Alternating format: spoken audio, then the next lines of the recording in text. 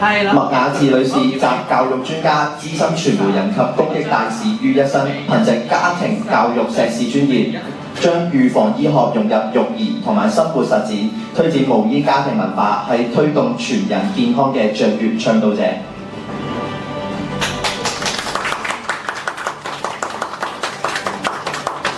麥小姐請留步。可唔可以麻煩你同大家分享一下你嘅獲獎心得呢？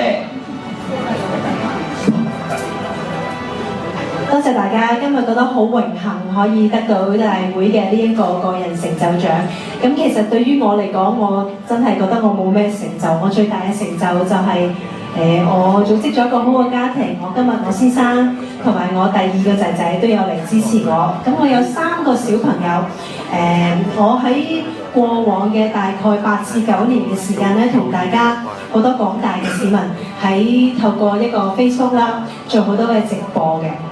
咁我相信我講過或者分享俾大家嘅健康嘅品牌咧，我諗我都有做超過100場嘅直播喺咁多年以嚟。咁好開心可以同好多廣大市民去分享健康嘅教育啦、親子嘅教育啦，同埋其實我覺得心靈嘅教育，即係mental health 嘅健康都好重要嘅。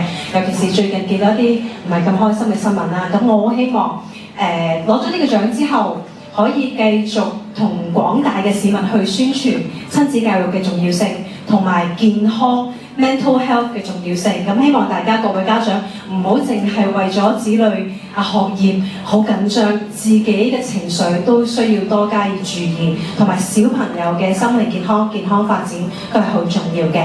咁我會好努力咁樣，希望可以同更加多嘅家長、市民去分享呢一樣嘢。多謝大家 ，thank you。